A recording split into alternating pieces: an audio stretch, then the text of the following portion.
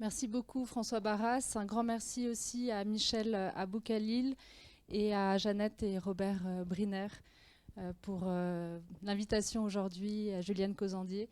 C'est avec beaucoup de plaisir et de joie que je retrouve de nombreux amis ce soir. Et je me réjouis de vous parler de ce projet Plateforme 10. Plateforme 10, c'est un rêve de musée qui est en train de devenir réalité. Un rêve qui a commencé il y a près de 100 ans, en 1924 déjà, à Lausanne. Le précédent directeur à l'époque du musée des Beaux-Arts disait à quel point les locaux qui sont situés à l'époque dans le palais de Rumine étaient trop à l'étroit pour accueillir la collection du musée cantonal des Beaux-Arts. Et 100 ans plus tard, on est en train de construire un projet extrêmement ambitieux, très innovant, d'un quartier qui va regrouper le musée des Beaux-Arts, le musée de la photographie, le musée de l'Élysée et le musée du design. Et tout ça, ce projet est possible grâce à l'endurance et surtout grâce à beaucoup d'humilité et à beaucoup de persévérance, puisque tout a recommencé en 2008, alors que le musée des Beaux-Arts devait se construire près de Ouchy, avec cette vue magnifique au bord du lac Léman. Et en fait, vous connaissez le principe des votations populaires en Suisse. Le projet qui devait se construire au bord du lac a fait l'objet d'un référendum et la population, en 2008, à la surprise générale, a voté contre ce projet de nouveau musée au bord du lac Léman. Et en fait, ça a été un grand échec pour les politiciens et pour les Lausannois. Mais ce qui est formidable, c'est qu'à l'époque, le conseiller d'État Pascal Broulis et la conseillère d'État Anne Catrignon a tout de suite rebondi le soir même et s'est dit mais pourquoi la population a voté contre ce projet? Et ils ont eu cette idée de questionner la population. Et la population, en fait, n'était pas contre un nouveau projet, un nouveau musée, mais était contre l'emplacement derrière, au bord du lac. Et donc tout de suite, ils ont rebondi et ils ont recherché d'autres lieux dans le canton qui étaient susceptibles d'accueillir le musée des Beaux-Arts. Et donc tout de suite, ils ont trouvé un espace de 25 000 mètres carrés derrière la gare de Lausanne, un espace qui était un ancien lieu de stockage des wagons de train. Et finalement, ce projet, qui était un projet qui concernait uniquement le musée des Beaux-Arts, est en train de devenir un projet beaucoup plus ambitieux, puisqu'il regroupera à horizon 2022 non pas un musée, mais 3 musées, et plus que ça, un nouveau quartier au cœur d'une ville. Donc je vous passe une petite vidéo pour vous faire un petit peu rêver.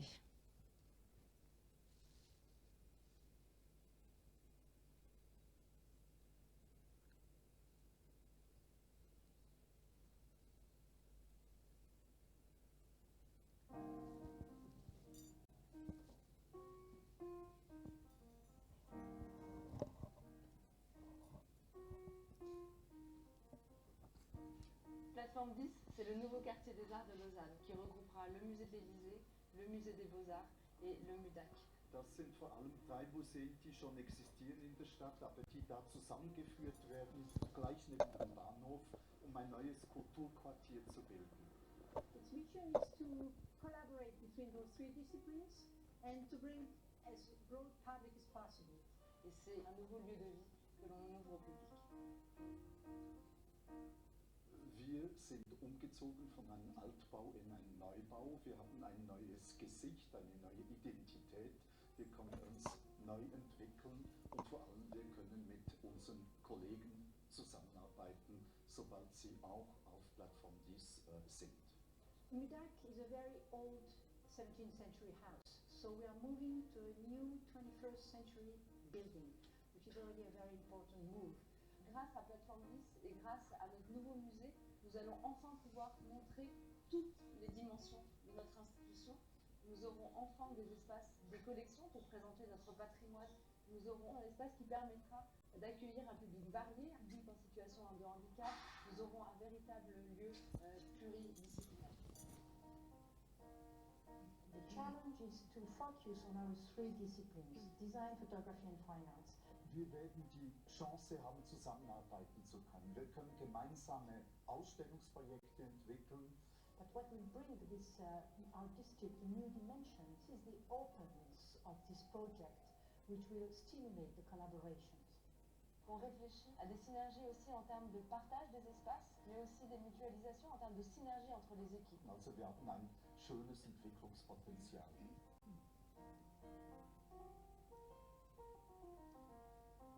Es war ein Industriequartier bis vor ein paar Jahren und jetzt muss Leben hier entstehen. Die Leute müssen hierher kommen, ob sie ein Museum besuchen oder nicht. Because it's not just 3 museums, it's a huge public space, 25,000 square meters of public space. Et je pense que la force de ce nouveau quartier des arts, c'est d'être au cœur d'une ville, à côté d'une gare, au croisement de synergie, au croisement de public, mais aussi au croisement de visiteurs locaux, nationaux et internationaux.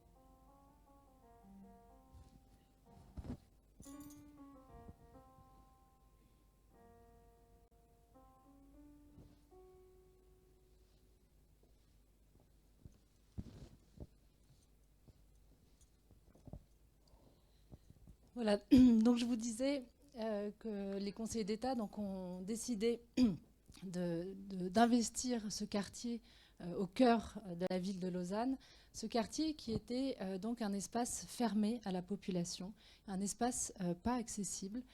Et donc à horizon 2022, vous aurez le musée de l'Élysée qui est ici avec le MUDAC. Ici, le musée des Beaux-Arts qui a déjà été inauguré l'année dernière. Et surtout, toute la grande force de ce nouveau quartier des Arts, c'est d'être au cœur d'une gare. Puisque il faut savoir que la Confédération investit 1 milliard dans la gare de Lausanne. Donc à horizon 2030, tout le quartier de la gare va être totalement rénové, réaménagé. Et la grande force de ce projet, c'est qu'il y aura un accès direct en souterrain depuis la gare de Lausanne. Et il y aura un accès sur le nouveau quartier des Arts. Et notre souhait, c'est vraiment de commencer l'expérience muséale dès que vous sortirez du train. Il y aura en souterrain déjà des expositions qui vous inviteront à accéder à ce futur quartier. Et il y aura un accès depuis la plateforme numéro 1 jusqu'à la plateforme des Arts. Donc vraiment, une accessibilité et l'idée vraiment de transversalité, d'échange, de collaboration et aussi de plateforme d'échange au cœur d'une ville. La mission de ce nouveau quartier des Arts, c'est vraiment d'être un acteur ouvert sur la société, d'être un lieu de découverte, d'échange, de partage, d'expérimentation, d'émerveillement, mais aussi de loisirs et de contemplation. Comme je vous le disais, c'est la mutation d'une zone industrielle qui est en train d'être complètement transformée. Et tout l'intérêt, c'est qu'on a vraiment gardé des traces de ce site historique, et notamment cette plaque tournante qui est à l'entrée du quartier des Arts, qui a servi en fait d'image, de logo par rapport à ce nouveau quartier qui s'intitule Plateforme 10. Alors pourquoi on a choisi le nom Plateforme 10 ? 10 parce que c'est la 10e voie, la voie des arts. Et c'est aussi l'idée, donc, comme je vous le disais, de plateforme, d'échange, de collaboration, d'en faire un lieu pluridisciplinaire. Et donc le 10, c'est aussi l'idée d'avoir un signe, cet emblème qui est vraiment l'emblème de Plateforme 10, qui est un signe qui est visible depuis Google Earth.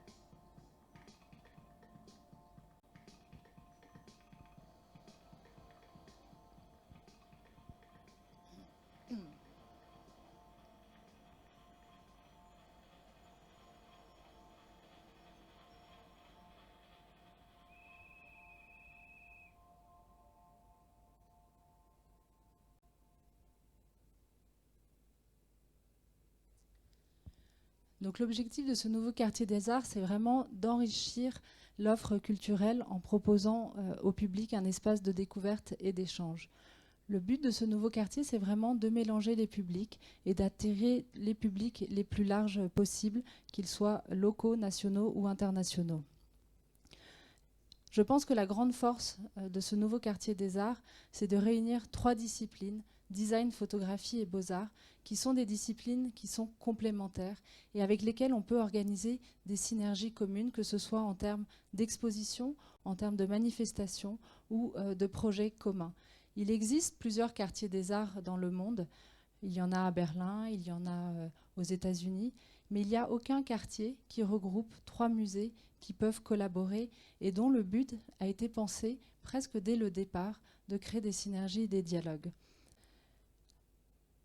Le projet, je vous le disais au départ, n'a été rendu possible que grâce au précieux soutien de partenaires publics-privés. Il faut savoir que ce projet n'est possible que parce que le canton de Vaud, les politiques ont décidé vraiment d'avoir ce rêve de musée et d'aller au bout et de créer cette dynamique commune. Et je trouve extraordinaire d'avoir 2 politiques, un de droite, un de gauche, qui ont décidé de s'associer avec une vision commune. Et c'est vraiment la locomotive de ce projet. Mais ce projet est financé à 40% par le canton de Vaud, à 20% par la ville de Lausanne et à 40% par des privés. Donc c'est vraiment grâce aussi à des partenaires privés que ce grand projet peut avoir lieu. Alors je vous disais 2008, échec au bord du lac. Et en 2011, il y a eu donc un nouveau concours d'architecture qui a été lancé pour le musée des Beaux-Arts.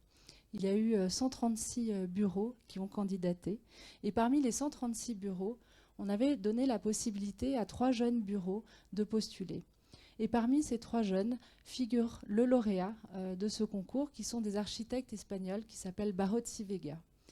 Et Barotsi Vega, pour eux, c'était vraiment leur premier grand projet. Ils se sont dit, on tente l'aventure.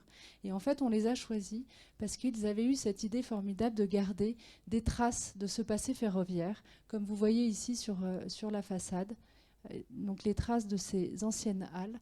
Et surtout, ils ont eu cette idée de créer cette place, cette grande place qui permettait de pouvoir accueillir d'autres espaces, d'autres musées. Et ce qui est magnifique dans ce choix de ces jeunes, c'est qu'ils étaient inconnus quand ils ont construit le musée des Beaux-Arts.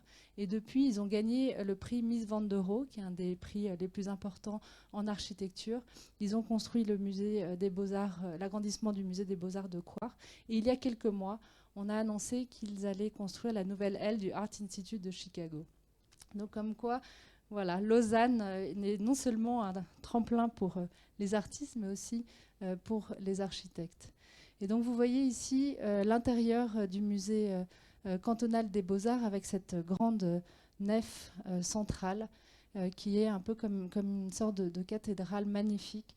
Et en fait, tous les espaces ont été pensés comme des espaces très très très vastes avec toute la partie côté Crans-Montana, qui sont les espaces pour les expositions temporaires, et toute la partie Genève, qui sont les espaces pour les collections.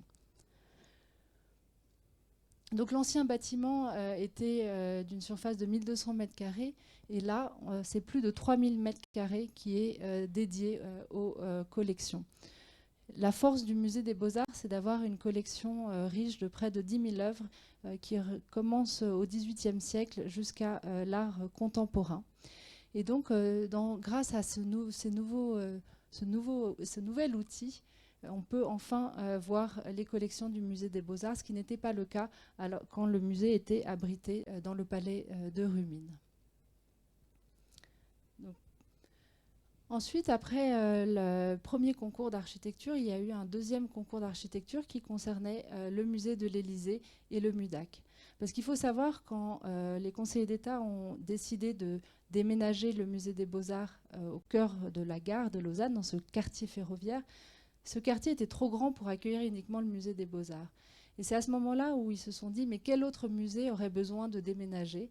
Et ils ont tout de suite pensé au musée de l'Élysée, puisqu'on a une collection très importante de près d'1 million d'objets qui regroupe toute l'histoire du médium photographique, depuis le 19e siècle jusqu'à la photographie contemporaine. Et on a surtout très peu d'espace. On est dans une maison du 18e siècle qui ne peut pas recevoir un public en situation de handicap, et surtout on ne peut pas présenter nos collections.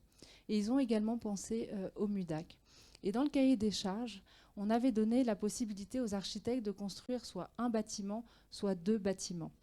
Et dans les 149 architectes qui ont postulé, on en a choisi 21, parmi lesquels le lauréat, on l'a choisi à l'aveugle. Ce sont des architectes portugais qui s'appellent Aerus Mateus et qui nous ont particulièrement séduits par ce côté très accueillant que vous voyez ici sur ce bâtiment.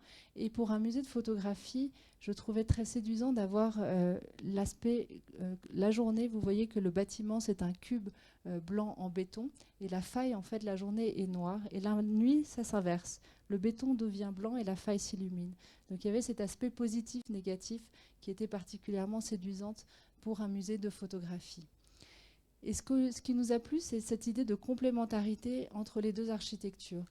Le musée des Beaux-Arts, les espaces sont très pensés par espace, assez cloisonnés. Et nous, au musée de l'Élysée et au MUDAC, on a choisi une architecture qui propose vraiment des espaces très modulables, très adaptables. Ce sont 4 plateaux de 1500 mètres carrés qui permet vraiment une modularité des espaces d'exposition. Le rez-de-chaussée sera un espace accueillant avec un café, une librairie, une boutique, mais un espace modulable où on pourra organiser des performances, on pourra organiser des projections, et surtout cette idée de transparence que l'on a souhaité avec les architectes pour pouvoir montrer les espaces qui normalement sont cloisonnés, ne sont pas montrés au public, qui sont tous les services des musées, que ce soit l'atelier de restauration, que ce soit les espaces où les équipes travaillent. Et pour nous, il était très important d'avoir ces valeurs que l'on porte, qui sont des valeurs d'ouverture, où le grand public peut avoir accès à des espaces de scientifiques qui ne sont normalement pas ouverts au public. Et donc pour nous, et comme pour le MUDAC qui est logé, lui, dans une maison du XVIIe siècle, c'est une opportunité fantastique de pouvoir enfin penser un musée dès le départ et non pas de transformer un bâtiment existant. Et grâce à ce grand mouvement, nous allons pouvoir enfin montrer nos collections. Le MUDAC a une collection importante d'objets et notamment de bijoux et d'œuvres sur verre, et de pouvoir avoir un espace qui soit un espace ouvert avec des heures d'ouverture très larges, et surtout d'en faire un véritable lieu de vie. Ici, vous voyez les maquettes des futurs espaces. Voilà des vues de ce lieu en construction. Et comme je vous le disais au départ, il ne s'agit pas seulement de 3 musées, mais il s'agit d'un véritable lieu de vie avec des futures résidences d'artistes. Je vous parlais de ces 2 concours d'architecture. En termes de timing, donc le musée des Beaux-Arts a ouvert l'année dernière. Nous, au musée de l'Élysée et au MUDAC, nous allons fermer nos espaces actuels à la fin du mois de septembre, et nous allons réouvrir le bâtiment que vous voyez ici, le bâtiment des frères Mateus, en novembre 2021. Pendant 3 jours, nous allons organiser une célébration du bâtiment et de l'architecture, parce que c'est totalement unique dans l'histoire d'une institution de pouvoir montrer des espaces vides, des espaces vierges sans les œuvres d'art. Et pendant 3 jours, on va mandater un artiste suisse qui va envahir nos espaces et qui va réaliser des projections à partir de nos collections. Et ensuite, on refermera le bâtiment et on réouvrira en juin 2022 avec une exposition thématique commune aux 3 institutions, donc design, photographie, beaux-arts. Et l'idée, c'est tous les 4 ans d'organiser des expositions à 3 et de maintenir notre programmation, notre identité très forte, design, photographie, beaux-arts, d'avoir une programmation individuelle, mais d'avoir régulièrement des synergies entre les 3 institutions. Et tout le grand défi de ce nouveau quartier, c'est qu'on a tous les 3 institutions des identités et des histoires très différentes. Le musée des Beaux-Arts est un musée 100% public. Le musée de l'Élysée, on est un musée public avec une fondation de droit privé et des mécènes qui nous accompagnent et qui nous soutiennent depuis de nombreuses années. Et le MUDAC est un musée de la ville de Lausanne. Donc à horizon janvier 2021, il a été décidé de créer une seule fondation unique Plateforme Dix qui regroupera les 3 musées. Et donc c'est vrai que pour nous, c'est un défi de créer une culture commune. Comment, avec 3 cultures, 3 musées qui ont des histoires très différentes, comment on va pouvoir avoir cette culture commune et comment on va pouvoir, les équipes aussi vont pouvoir travailler ensemble, vont pouvoir créer des synergies. Donc 3 musées, mais aussi il va y avoir à l'entrée du site, il y a un bâtiment qui est un poste de contrôle des chemins de fer qui va faire l'objet d'un 3e concours d'architecture que l'on va lancer d'ici la fin de l'année. Et dans ce bâtiment qui va se situer vraiment à l'entrée du site, le programme est d'avoir des résidences d'artistes, d'avoir un espace pour les jeunes en situation de handicap, d'avoir un espace pour pouvoir avoir des manifestations, organiser des concerts, organiser des ballets ou des événements pluridisciplinaires. Et c'est vrai que ce bâtiment sera construit à horizon 2027. Donc l'idée, c'est vraiment de créer ce nouveau quartier des arts avec des synergies complètes. Nous avons également des arcades. Ces arcades qui sont des anciennes espaces de stockage qui existaient déjà et qu'on est en train de réaménager en espaces de vie avec des restaurants, des boutiques qui sont en lien avec la création. Par exemple, Carandache a lancé un nouveau concept store avec des artistes qui travaillent sur les techniques du papier. Nous avons mis un certain nombre d'arcades à disposition des artisans et des métiers d'art de la région. Et l'idée, c'est vraiment de faire de ce nouveau quartier un lieu d'innovation dans le monde de la culture, puisque une des grandes forces de Lausanne, c'est d'être non seulement un pôle culturel avec 22 musées pour 150 000 habitants, ce qui est énorme. Je pense que c'est un des plus grands nombres de musées par habitant en Europe, mais d'être aussi un pôle d'innovation avec des écoles comme le PFL, où il y a énormément de start-up qui viennent s'implanter à Lausanne. Et c'est vrai que nous sommes en train de passer une convention avec ces écoles pour justement pouvoir favoriser les synergies. Nous avons les collections, ils ont des idées, et l'idée c'est vraiment de lancer des projets pionniers de monstration, de médiation, de présentation des collections. Et ici, vous voyez dans une des arcades à gauche, un projet que l'on a lancé avec une jeune start-up qui s'appelle Int, où nous avons eu le souhait de montrer les collections de manière différente, c'est-à-dire à partir de la couleur. Et comment créer des synergies entre les collections du musée du design et les collections du musée de l'Élysée. Et donc, vous pouvez plonger dans les collections de ces 2 musées à travers la couleur et créer des rapprochements entre les différentes collections. Non seulement nous avons lancé des projets architecturaux, mais aussi des concours par rapport au mobilier. Comment investir cette énorme esplanade? Comment créer du mobilier urbain qui soit en concordance avec l'ampleur de ce site? Et nous avons, dans un appel à projet, choisi le travail de Balois qui s'appelle Inch Furniture, qui ont décidé de créer ces grands halos, qui rappellent en fait le logo de Plateforme 10. Et surtout, ils ont eu l'idée de pouvoir utiliser des éléments du chantier du MUDAC et du musée de l'Élysée qui rappellent en fait en dessous ces bancs en fait qui sont des bancs très je trouve qui vont très bien avec le site et surtout l'ampleur de ce site. Vous savez peut-être que quand on construit un projet artistique en Suisse, il y a un pourcentage qui est dédié à une commande artistique. Et nous avons décidé avec mes 2 collègues du Musée des Beaux-Arts et du MUDAC d'utiliser le pourcentage de la construction du Musée des Beaux-Arts et de celui du Musée de l'Élysée et de les réunir pour pouvoir avoir une commande plus importante à un artiste. Et dans la centaine d'artistes qui ont postulé, on en a choisi environ 21. Et dans les 21 que l'on avait présélectionnés, il y avait Olivier Mosset et Xavier Veillant qui étaient présélectionnés. Et Xavier Veillant a toujours eu le rêve de rencontrer Olivier Mosset. Et il l'a appelé, il lui a dit voilà, on est tous les deux en lice pour construire une œuvre d'art, réaliser une œuvre d'art sur plateforme 10. Pourquoi est-ce qu'on ne ferait pas un projet ensemble? Et Olivier Mosset a été séduit. Et il a eu cette idée de créer une locomotive qui s'appelle Crocodile, que vous connaissez peut-être, qui est une locomotive des années 30. Et on reconnaît ici l'aspect très stylisé de Xavier Veillant. Et nous, ce qui nous a beaucoup plu, c'était justement ces synergies entre artistes d'âges différents, d'histoires différentes, et comment créer des ponts, comment créer des liens. C'est vraiment tout l'objectif de ce nouveau quartier des arts.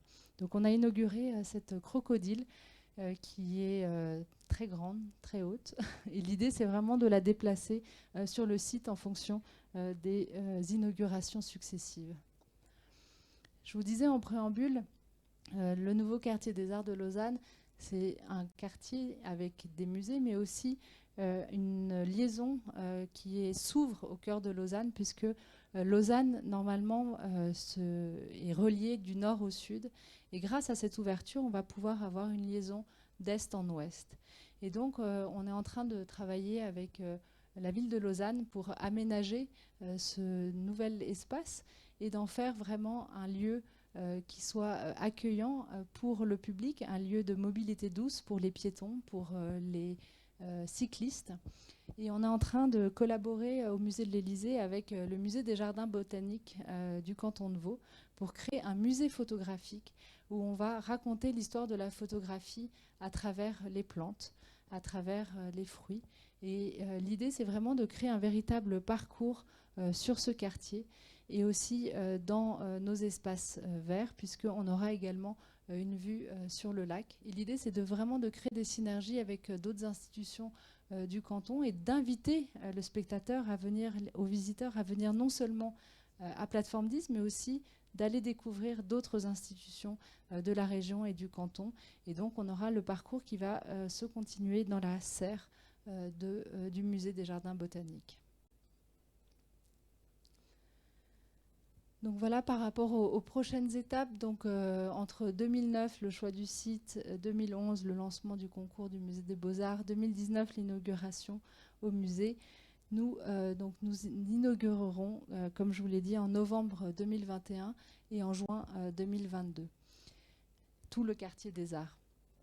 Ce projet est un projet très ambitieux de plus de 200 millions de francs suisses. 100 millions pour le musée des Beaux-Arts, 100 millions pour le musée de l'Élysée et le MUDAC, avec donc 40% financés par le canton, 20% par la ville et 40% par des privés. Donc vraiment un investissement colossal de la part de l'État, mais aussi un engagement de la part de partenaires privés qui nous soutiennent depuis le début et qui nous font une immense confiance. Et ça, c'est extrêmement précieux. Ici, vous avez la liste de l'ensemble des partenaires qui nous ont fait confiance, que ce soit des mécènes privés ou des sponsors. Afin de faire vivre et de faire connaître ce nouveau quartier, le grand défi, c'est que ce quartier n'existe pas encore, il est en train de se créer et il va falloir faire connaître justement la marque Plateforme 10. Et pour cela, nous avons organisé plusieurs manifestations, déjà depuis 2015, pour faire connaître ce nouveau lieu aux Vaudois, aux Lausannois, mais aussi à la Suisse entière. Et en ce moment, nous sommes en train de réfléchir justement aux questions de mutualisation, de synergie. Donc il y a énormément de questions qui se posent. On a été présent à de nombreuses foires, que ce soit à Genève, avec des cartes blanches que l'on a données à des artistes, puisque pour nous, c'est extrêmement important d'accompagner les artistes, de leur donner des chances et de les accompagner surtout sur la durée. Grâce à notre partenaire Engagement Migros, on a organisé un premier colloque qui était un colloque sur l'innovation numérique, puisque, je vous le disais, pour nous, c'est très important de positionner ce nouveau quartier comme un lieu d'innovation dans le monde culturel.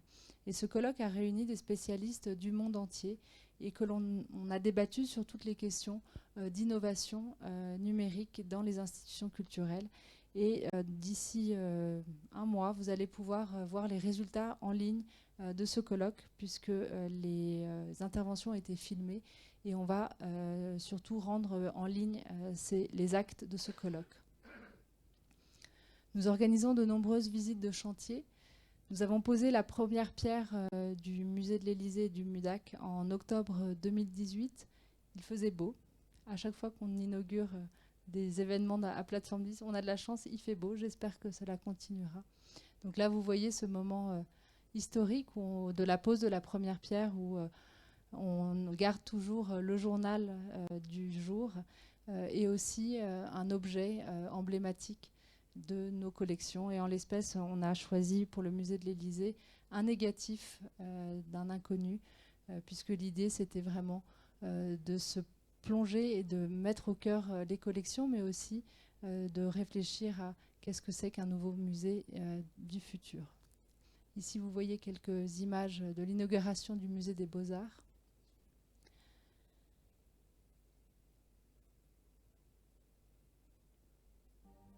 Et une petite vidéo de cette inauguration.